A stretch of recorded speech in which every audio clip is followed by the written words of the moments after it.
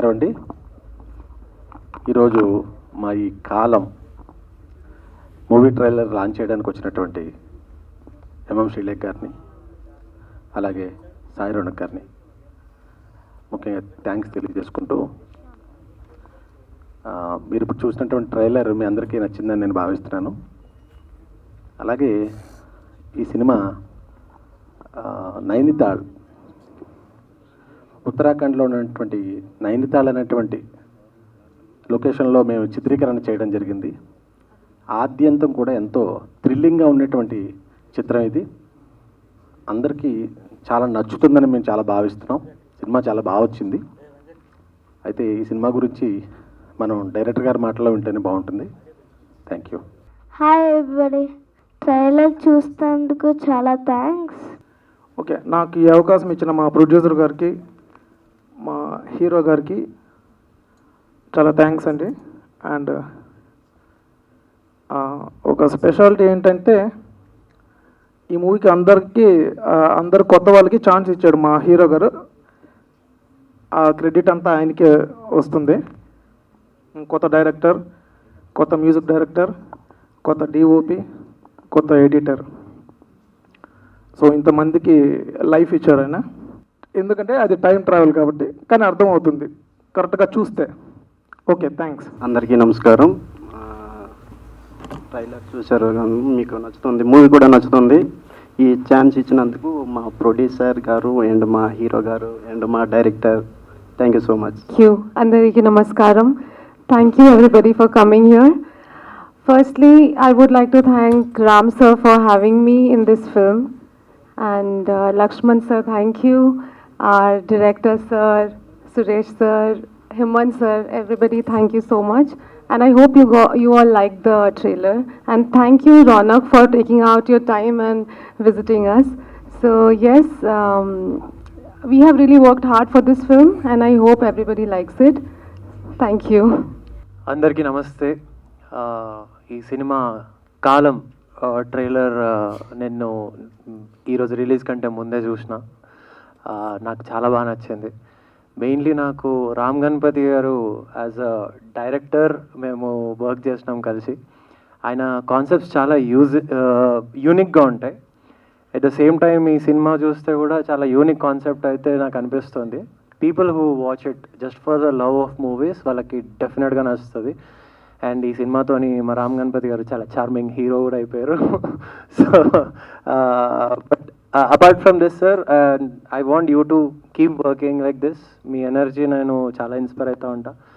And Ram Ganapati గారు కానీ, మా ప్రొడ్యూసర్ లక్ష్మణ్ రావు గారు కానీ, మీరు ప్రొడ్యూసర్ అంటే మా లాంటి యంగ్ హీరోస్ని ఇంకా కన్సిడర్ చేసి ఇంకా మూవీస్ చేస్తా ముందుకు పోవాలి.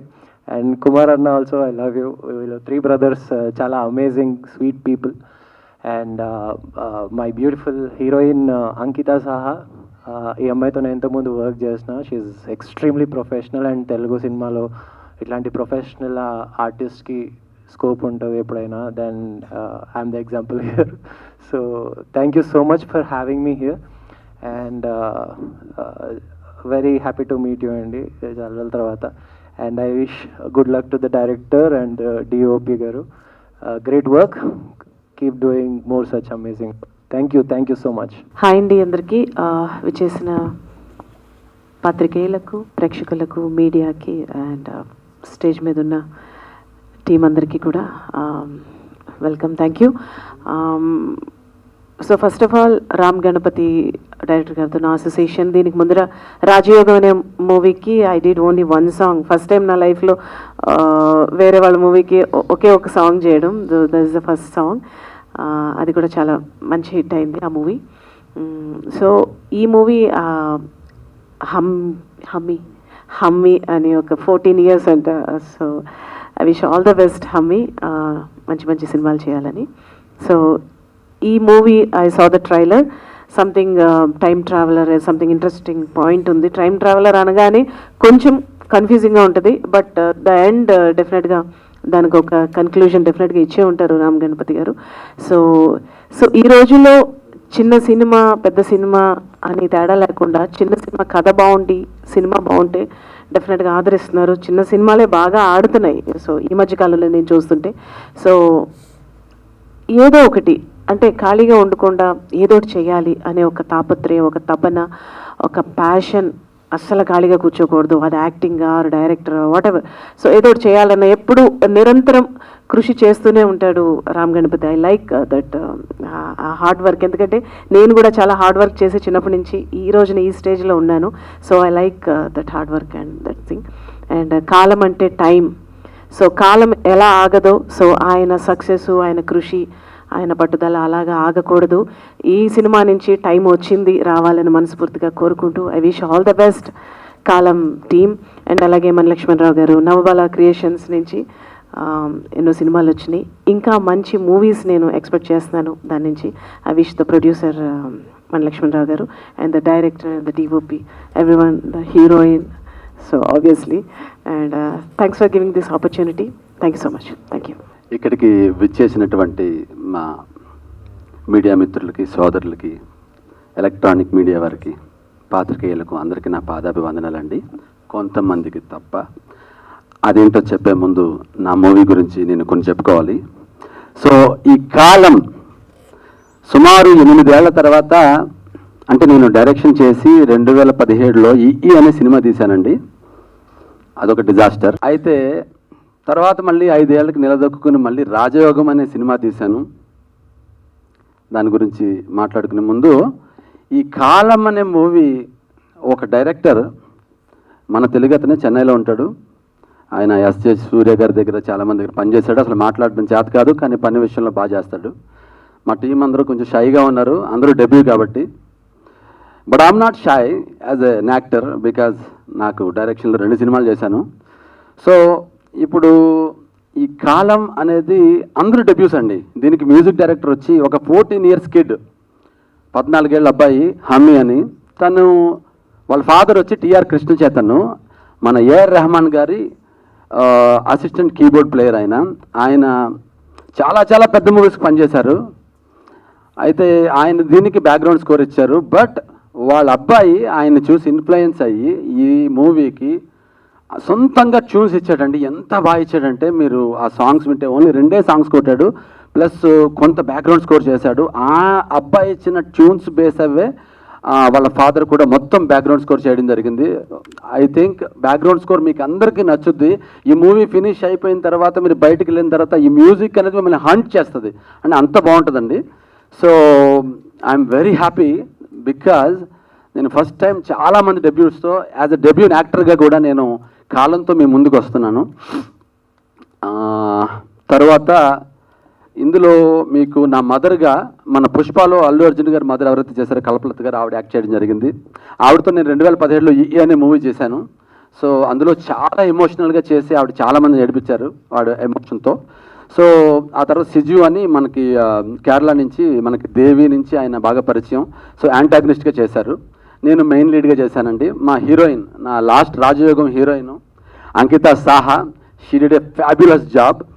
అండ్ మీకు తెలియదు ఏంటంటే, ఆ అమ్మాయి చాలా రొమాంటిక్ పాత్ర చేసింది రాజయోగంలో, కానీ ఈ మూవీలో చాలా ఎమోషనల్ క్యారెక్టర్ చేసిందండి. క్లైమాక్స్లో తన యాక్టింగ్ చూసి మనకి కళ్ళంటే నీళ్ళు వస్తాయి, అంత బాగా యాక్ట్ చేసింది. So Ankita, thank you so much for accepting the role. And అయితే మీకు నేను పర్సనల్గా కొంతమందికి తప్ప అన్నాను కదండి, అక్కడి నుంచి స్టార్ట్ చేస్తాను. దయచేసి నేను 10 నిమిషాలు తీసుకుంటాను. దయచేసి మీడియా వారు అందరూ కూడా కొంచెం పేషెన్స్ తీసుకోండి. అయితే నేను 2017లో నా డెబ్యూ ఆరంగేట్రం అయిందండి.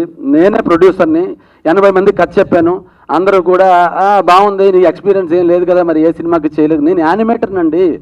నేను 2000 సంవత్సరంలో నేను డైరెక్టర్ మారుతూ మేమిద్దరం కలిసి హైదరాబాద్ వచ్చి 1997లో 2 ఏళ్ళు మేము యానిమేషన్ కోర్స్ చేసి అక్కడి నుంచి యానిమేటర్లుగా, యానిమేషన్ డైరెక్టర్లుగా మారి మేము సినిమా మీద ఇంట్రెస్ట్తో, మక్కువతో మేము ఈ ఫీల్డ్లోకి ఎంటర్ అయ్యాము. సో 2017లో నేను యూరప్, అంటే 2009లో నేను యూరప్ వెళ్ళానండి. ఫ్రాన్స్లో నేను యానిమేషన్ డైరెక్టర్గా పనిచేశాను. యానిమేషన్ డైరెక్టర్గా నేను నా కెరియర్లో 600 ఎపిసోడ్లకి నేను డైరెక్షన్ చేశానండి. పపుల్స్ అనే ఒక పెద్ద సిరీస్ మీకు IMDbలో చూడండి. ఒక 60 కోట్ల ప్రాజెక్ట్, అంటే సుమారు $8 మిలియన్ ప్రాజెక్ట్. నేను లాస్ ఏంజల్స్ బేస్డ్ ప్రాజెక్ట్ అది. నేను ప్యారిస్లో దాన్ని డైరెక్ట్ చేశాను. నేను IMDbలో చూడండి మీరు. అయితే అంత ఎక్స్పీరియన్స్తో వచ్చిన నాకు తెలుగు వాళ్ళు ఎవరో కూడా నన్ను డైరెక్టర్గా గుర్తించలేదు. సో నేను, మా బ్రదర్ లక్ష్మణరావు గారు, సరేలే మనమే చేద్దాం, సందీప్ వంగ గారు ఎలా దిగారో మనం వచ్చి ట్రై చేద్దాం అని చెప్పేసి ఈ అనే మూవీని చాలా కన్విక్షన్తో ఒక మంచి లవ్ స్టోరీని, ఒక సోల్స్ ఎక్స్చేంజ్ అనే కాన్సెప్ట్ని ఫస్ట్ చెప్పింది తెలుగులో నేనండి 2017లో. అందులో ఒక హైజీన్ మీద, ఒక సోషల్ కాన్షియస్తో హైజీన్ మీద, తర్వాత 2018లో ఉన్న పాండమిక్ వచ్చింది, బట్ హైజీన్ మీద నేను చాలా కామెడీగా చెప్పాను. కానీ ఒక్క review writer, I'm coming to the point now, ఒక్క రివ్యూ రైటర్ అందులో నా కాన్సెప్ట్ గురించి, ఆ హైజీన్ గురించి ఒక్కళ్ళు రాయలేదండి. First half slow, second half పర్వాలేదు అంటే, నేను ఫస్ట్ హాఫ్ చూపించాను, మీకు సెకండ్ హాఫే చూపిస్తాను, మీకు నచ్చుద్దా సినిమా అంటే ఎంత హేళనో చూడండి. So okay, I'm a debut. So 2 కోట్ల సినిమా పెట్టి తీశానండి, ₹1 కోటి. పాపం ఒక మహానుభావుడు, ఒక రియల్ ఎస్టేట్ అధిపతి, ఆయన నాకు ప్రమోషన్కి హెల్ప్ చేయగా ఒక 3 కోట్లు ఖర్చు అయితే మా రివ్యూ రైటర్ల పుణ్యమా అని. సో ఆ సినిమా డిజాస్టర్ అయింది. దాంట్లో నేను ఆల్మోస్ట్ 3 కోట్లు పోగొట్టుకున్నాను. అప్పట్లో ఓటీటీ లేదు కదండి. సో ఐ గాట్ ఓన్లీ, మీకు చిల్లరగా ఒక యూట్యూబ్ వాళ్ళు ఒక ₹1,00,000, హిందీ వాళ్ళు ఒక 2 లక్షలు ఇచ్చారు, చివరిగా ఒక 3-4 లక్షలు ఎంతో వచ్చినాయి. So that's a disaster project. అయితే దాని నుంచి నేను నేర్చుకున్నాను.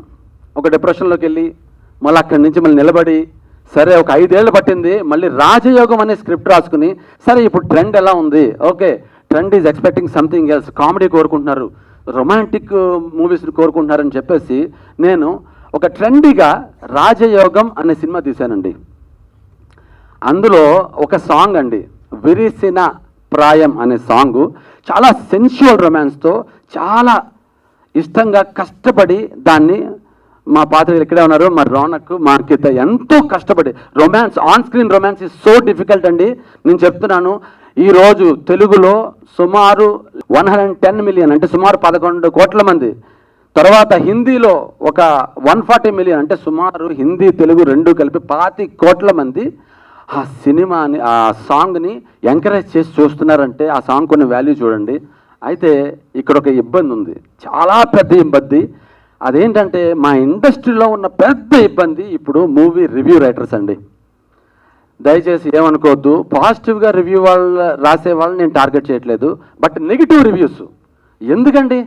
నా రాజయోగం సినిమా రిలీజ్ అయింది సార్, నేను అంతకుముందు ఒక షో చేశా, ఆ నైట్ షో వేస్తే నా షో చూసేసి వెళ్ళిపోయి పొద్దున్నే 12 కల్లా రివ్యూ పెట్టేశారండి. రాజయోగం సినిమా మీరు చూడండి, ఎవరైనా చూడకపోతే జియో హాట్స్టార్లో ఉంది, చూడండి దయచేసి.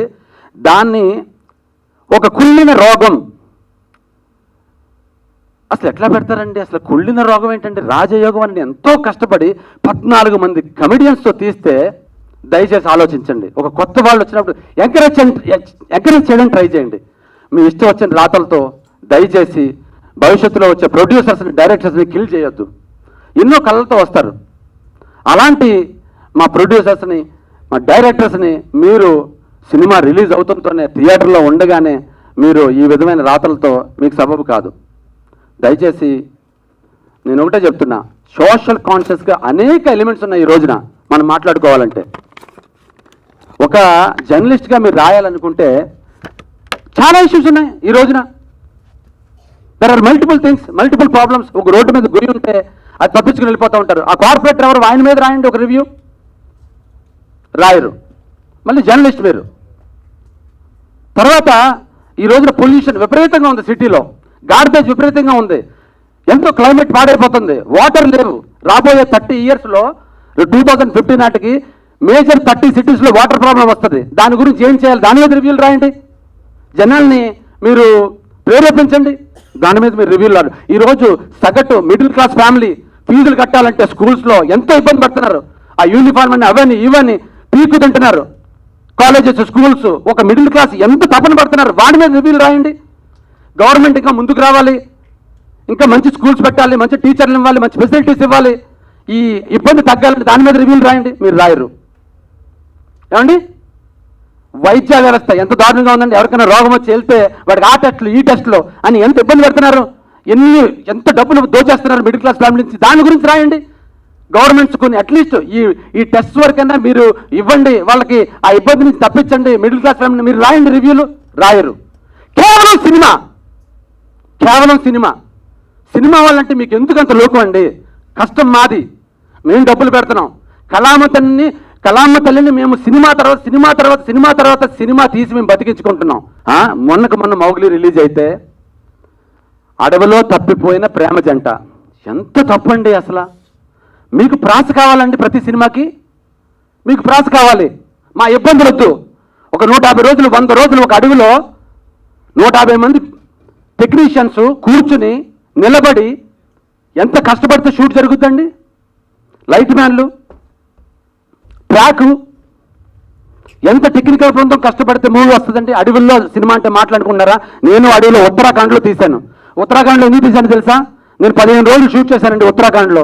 కేవలం అక్కడ డ్రై ఉంటుంది క్లైమేట్, ఏ పురుగు ఏది ఉండదు అని చెప్పి అక్కడికి వెళ్ళి సినిమా చేశానండి. అయినా అక్కడ పులుల భయం ఉంది, అక్కడ టైగర్ రిజర్వ్ ఉంది. వాళ్ళు ఎవ్రీడే మాకు వార్న్ చేసేవారు, వద్దు మార్నింగ్ టైగర్స్ తిరుగుతున్నాను. అయినా అంత కష్టమైన ప్లేస్లోకి వెళ్ళి మేము మా టీంతో వెళ్ళి షూట్ చేసి వచ్చాం. అసలు ఏం తెలుసండి మీకు? మీకు ఫన్ కావాలి, మీకు కావాల్సింది ఫన్ను, మీ ప్రాసలో యాస కావాలి. అంతేగాని ఒక టెక్నీషియన్గా, ఒక డైరెక్టర్, ఒక ప్రొడ్యూసర్ పడే బాధలు మీకు అవసరం లేదు. అసలు మీకు సినిమా మీద ఏ మాత్రం నాలెడ్జ్ ఉందని మీరు రాస్తున్నారు చెప్పండి. మీలాంటి రివ్యూ రైటర్సే కదా 2-3 సినిమాలు తీశారు. ఆ కత్తి మహేష్, తర్వాత ఇంకో అట్టర్ ఫ్లాప్ వెళ్ళి. తమిళనాడులో ఒక అతను ఉన్నాడు, blue shirt Maran whatever, ఆయన మొత్తం అందరినీ ఎండగడతాడు సినిమాలన్నింటినీ. బట్ ఆయన సినిమా తీశాడు ఏదో ఇండియన్ అని, అటర్ ఫ్లాప్, యాంటీ ఇండియన్ అంట, అటర్ ఫ్లాప్. అంటే రివ్యూలు తెలిసినంత మాత్రాన మీరు సినిమాలు తీయగలరని అనుకుంటే అది మీ అవివేకం. సినిమాని విశ్లేషించండి, విమర్శ చేయొద్దు. సినిమా విశ్లేషణ కరెక్ట్. అసలు విశ్లేషణ అంటే మన పరుచులు గోపాలకృష్ణ గారు సినిమా మొత్తం అంతా అయిపోయి, బిజినెస్ అంతా అయిపోయిన తర్వాత కంప్లీట్ 1 month ఆగి ఆ 1 month తర్వాత ఆయన ప్రాపర్ రివ్యూ ఇస్తారు. ఈ సీన్ ఎందుకు బాగుంది, ఈ సీన్ ఎలా తీయొచ్చు, ఆయన పెద్ద పెద్ద డైరెక్టర్లు సైతం ఆయన సజెషన్స్ ఇస్తారు. అది ఆ 11th hour, that is called review. దాని నుంచి మేము నేర్చుకుంటాం, మీరు రాసే వాటి నుంచి కూడా మేము నేర్చుకుంటాం. పాజిటివ్గా రాసిన, నేను అందరినీ అనట్లేదండి. కొంతమంది పని కట్టుకుని సినిమా ఇండస్ట్రీని కిల్ చేయడానికి, మన దిల్ రాజు గారు, నేను హైదరాబాద్ వచ్చిన కొత్తలో 97లో దిల్ అనే సినిమా వచ్చిందండి. నేను ఎంత హ్యాపీ ఫీల్ అయినా, అబ్బా ఎంత బాగుంది సినిమా, ఎవర్రా అంటే యంగెస్ట్ ప్రొడ్యూసర్ అన్నారు, దిల్ రాజు గారు అన్నారు. అబ్బా దిల్ రాజు గారు, తర్వాత ఆర్య, తర్వాత బొమ్మరిల్లు, తర్వాత శతమానం భవతి, తర్వాత ఏంటంటే ఆయన 40 సినిమాలు అవలేలుగా తీసుకుని వచ్చి, లేదు పాన్ ఇండియా లెవెల్లో ఒక రేంజ్ సినిమా తీయాలి, 400 కోట్లు ఖర్చు పెట్టి ఆయన సినిమా తీస్తే, ఆయన రిలీజ్ చేస్తే థియేటర్ సినిమా ఇంకా థియేటర్లో ఉందండి. ఫస్ట్ హాఫ్ గంటకి ఇక్కడ హీరో వచ్చాడు, బైక్ మీద దిగాడు, ఏం వర్కౌట్ అవ్వలేదు, ఇది పేలిపోయింది, అబ్బో ఏడుస్తున్నాడు. సెకండ్ హాఫ్ ఇది కాపాడదు సినిమాని, ఎమోషన్ ఓకే, వెళ్ళిపోయింది, ఫ్లాప్. ఏంటి సార్ ఇది? ప్రపంచంలో బోల్డ్ మీద మీరు అంటే నాకు చెప్పడం రావట్లేదు, చాలా విషయాలు ఉన్నాయి సొసైటీలో మనం మాట్లాడుకోవాలంటే. ఈ రోజున మీకు ఇందాక చెప్పినట్టు ఇన్నిట్ల మీద వదిలేసి కేవలం సినిమా ఓడినే టార్గెట్ చేయాలి. సినిమా ఎందుకండి 150 రూపాయలు పెట్టి మీరు బిర్యానీ తింటారు, బాగాలేదు, 4 గంటల్లో వండింది, మీకు నచ్చలేదు, రివ్యూ పెడతారా మీరు? మీకు ధైర్యం ఉందా రివ్యూ పెట్టేది? పెట్టరు. బాగాలేదని వచ్చేస్తారు, నలుగురు చెప్తారు. సార్ మీరు సగటు ఆడియన్ నేను కాదంటలేదు, కాకపోతే ఏంటంటే సగటు ఆడియన్ బాగోపోతే బయటకు వచ్చి సినిమా బాగాలేదురా, వర్కౌట్ అవ్వలేదు, అయిపోయింది అక్కడితో. వేరే వాడు వస్తాడు, ఆడు కామెడీ బాగుందిరా, హీరోయిన్ బాగుందిరా, ఎవరికి నచ్చిన ఎలిమెంట్ వాళ్ళు తీసుకుంటారండి. మీకేంటి ప్రాబ్లం? అందరికి బదులు మీరు పొద్దున్నే తెల్లారితే మా కర్మ అంటూ ఏదో 4 ముక్కలు మేము అలవాటు పడిపోయి మీరు చెప్పేది విందామని మీద సబ్స్క్రైబ్ బటన్ కొట్టేస్తాం. ఆయన పోల్చొక్క. సో నేను దురంధర్ అనే ట్రైలర్ చూశానండి, నాకు చాలా ఇంట్రెస్టింగ్ అనిపించింది. అరే Uri director, I want to see his film అని చెప్పేసి నేను చాలా ఎక్సైటెడ్గా ఉన్నాను. ఆ రోజు వెళ్దాం అనుకున్నా, వెళ్తూ ఉంటే నేను యూట్యూబ్ ఓపెన్ చేస్తే ఆబ్వియస్లీ మేము సబ్స్క్రైబ్ చేసి పెట్టుకుంటాం, టక్కమని మీ వీడియోలు ముందే వచ్చేస్తాయి. వచ్చేసరికి దురంధర్ అనేసరికి సరే అని నొక్కా పొరపాటున. అరే భాయ్ దేఖనా హైతో దేఖో దురంధర్, నీతో గరికే బయటో అందరు అన్నాడు. అయిపోయింది, అయిపోయి చాలు. నా మూడు ఉత్సాహం మొత్తం పోయింది. నేను మళ్ళీ ఇప్పటివరకు చూడలేదండి సినిమాని. అంటే మీరు ఎంత ఇన్ఫ్లుయెన్స్ చేస్తున్నారు చూడండి. మీకు 2-3 మిలియన్ అంటే 30 లక్షల మంది మీకు ఆల్రెడీ సబ్స్క్రైబ్ వచ్చారు. అంటే 30 లక్షల మంది మూటుని మీరు చెడగొడుతున్నారు, నన్ను చెడగొట్టినట్టు. యాజ్ అ డైరెక్టర్గా, ప్రొడ్యూసర్గా నేను ఎలా అయితే అరే అనుకున్నాను, అందరిది ఇదే. మా నార్మల్ పీపుల్ ఏమనుకుంటారు, ఒక 2 వ్యక్తులు ఉంటారండి, వీకెండ్ వచ్చింది, అరే మామ సినిమాకి వెళ్దాం పదరా అంటాడు.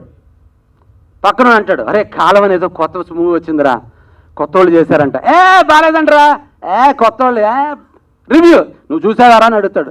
పొద్దున్నే రివ్యూ వచ్చిందిరా, 2-3 రివ్యూలు వచ్చినాయి, పెద్ద బాగాలేదంట, అయిపోయి. ఏంది సార్ మాకు ఈ కర్మ ఏంది సార్ మీకు? అసలు మా మూవీస్ మీద కామెంట్ చేసే హక్కు మీకు ఎవరిచ్చారు? మీరేమైనా డబ్బులు పెట్టారా? మీరేమైనా హెల్ప్ చేశారా మాకు ఫైనాన్షియల్గా? మీరేమైనా సపోర్ట్ ఇచ్చారా? ఏ సపోర్ట్ ఇవ్వకుండా, ఏమీ చేయకుండా మీరు అసలు ఎట్లానండి మీరు మా సినిమా మీద కామెంట్ చేస్తారు? మీకు ఏముందని హక్కు? You are journalist, that's it. You are not a review maker. మీకు రివ్యూ రాసే హక్కు లేదు సార్.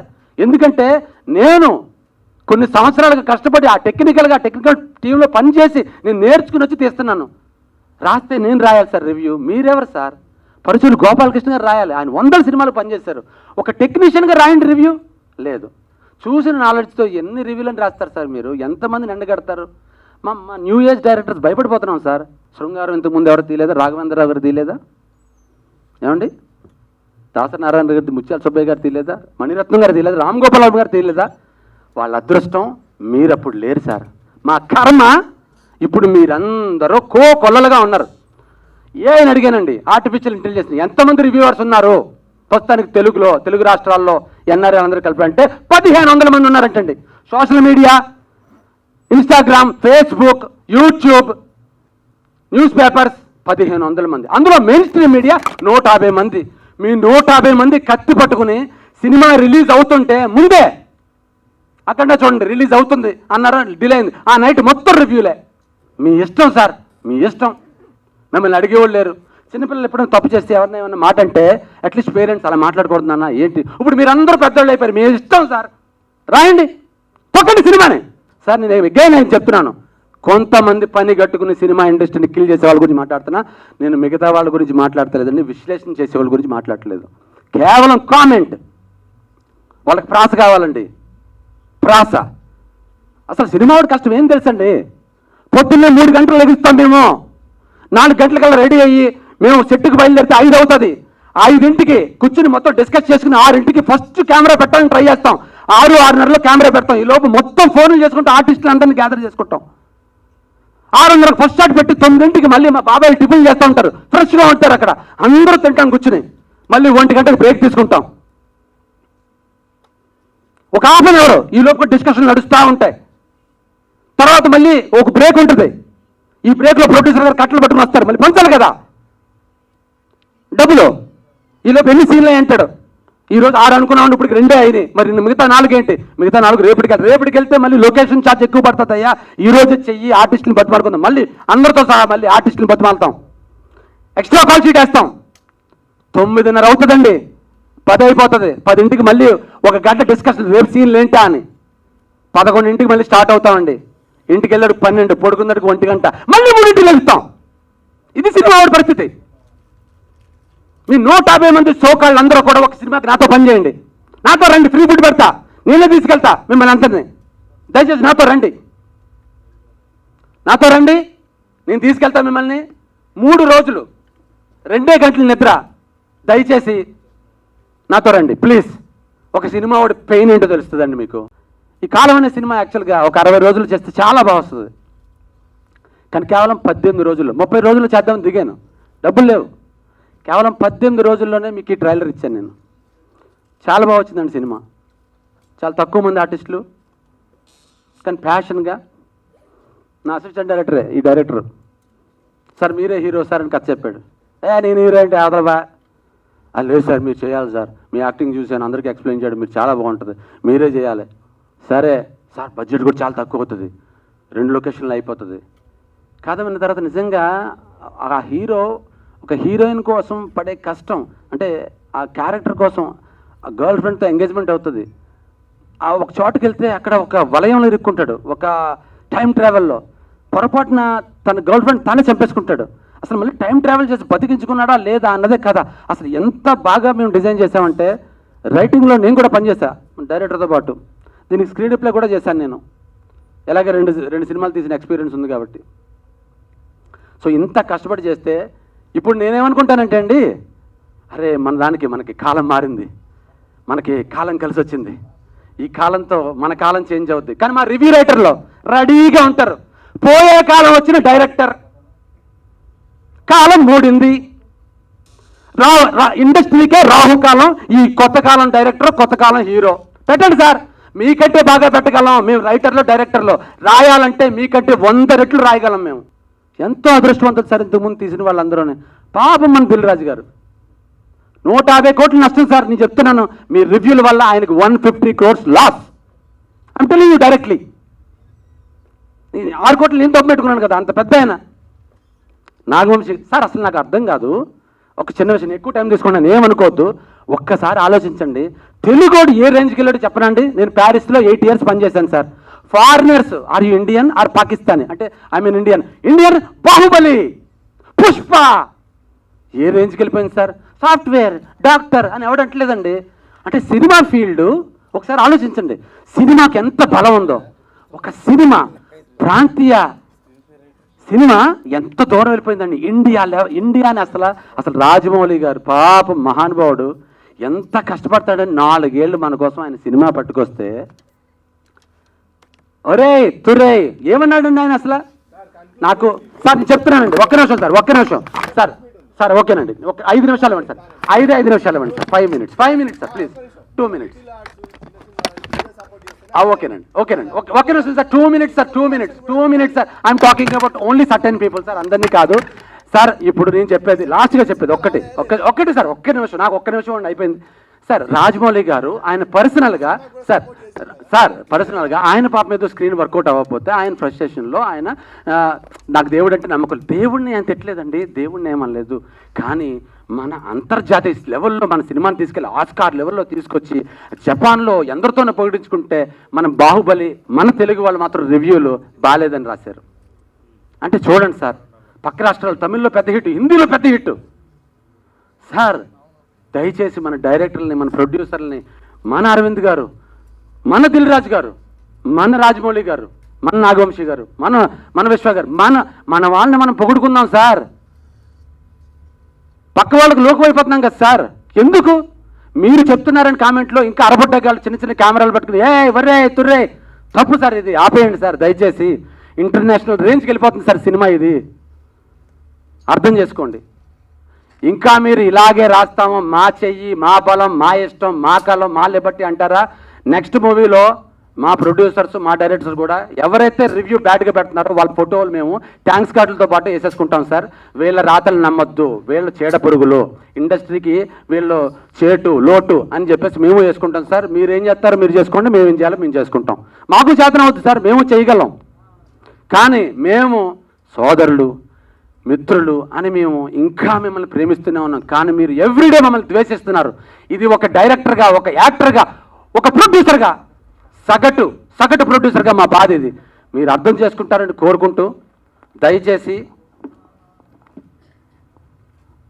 మీడియా మిత్రులకి నేను ఎక్కువగా మాట్లాడుతున్నాను, క్షమించండి. బట్ ఒక పెయిన్, ఒక ప్రొడ్యూసర్ తాలూకు పెయిన్, ఒక డైరెక్టర్ తాలూకు పెయిన్, ఒక డబ్బులు పెట్టే వ్యక్తి పెయిన్ని మీరు అర్థం చేసుకుంటారని. అనవసరమైన రాతలు రాస్తారో వాళ్ళందరూ నా సినిమాకి దయచేసి రాయిద్దండి, బాయ్కట్ చేయండి ప్లీజ్. ఎవరైతే విశ్లేషణపూర్వకంగా రాస్తారో వాళ్ళే నా సినిమాకి రాయమని, చూడమని. ప్రేక్షకులందరినీ, నా కాలం సినిమా 2 monthsలో రిలీజ్ అవుతుంది, దయచేసి మీ అందరికీ నచ్చుతుంది, నచ్చేలా తీసామని కోరుకుంటూ నా ఈ స్పీచ్ని పేషెంట్గా విన్నందుకు చాలా థ్యాంక్స్. మీరు Ram Ganapathi, thank you so much.